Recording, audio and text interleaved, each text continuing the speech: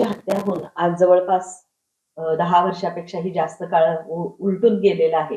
पण आजही त्यांचे हत्यारे सापडत नाहीत. यामागे खरं तर राजकीय त्यांची इच्छाशक्तीच नाही ही गोष्ट खरीच आहे.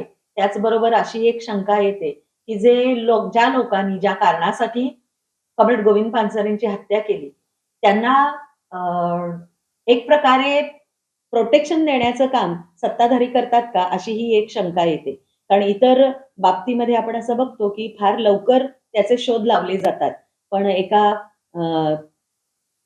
राजकीय काम करणाऱ्या, सामाजिक काम करणाऱ्या विचारवंताची हत्या होते आणि आजतागायत त्याचा शोध लागत नाही. याचं नेमकं कारण समजू शकत नाही.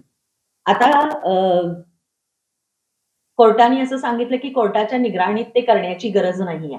याचं कारण काय असावं? किंवा जेव्हापासून ही हत्या झाली तेव्हापासून सातत्यानं शोध घेणारे जे मोठमोठे अधिकारी होते, त्या अधिकाऱ्यांच्या सातत्यानं होणाऱ्या बदल्या किंवा त्याला लागणारा डिले किंवा चळवळीतल्या लोकांनी ज्या दिशेने तुम्ही कार्यक्रम किंवा शोध घ्यावा असं सांगितलं, त्या दिशेनं शोध न घेता इतरत्र काहीतरी काम करत राहणं, या टाळण्याच्याच हेतून हे सगळं केलेलं आहे अशी एक शंका आहे. एकूणच सध्याच्या परिस्थितीत बीड, परभणीची आपल्या समोर आलेली प्रकरणं बघितली की लक्षात येतं की महाराष्ट्र राज्यामध्ये कायदा आणि सुव्यवस्थेचं राज्य आहे का असा प्रश्न उपस्थित करावा अशी परिस्थिती एकंदरीत आहे.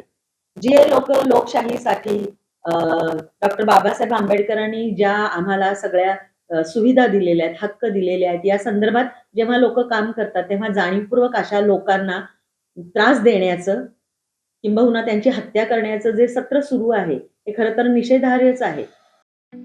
ठळक घडामोडींसाठी देशोन्नती न्यूज चॅनलला सबस्क्राईब करा आणि बेल आयकॉन प्रेस करा.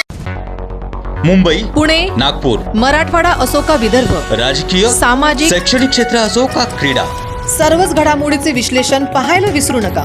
फक्त देशोन्नती न्यूजवर.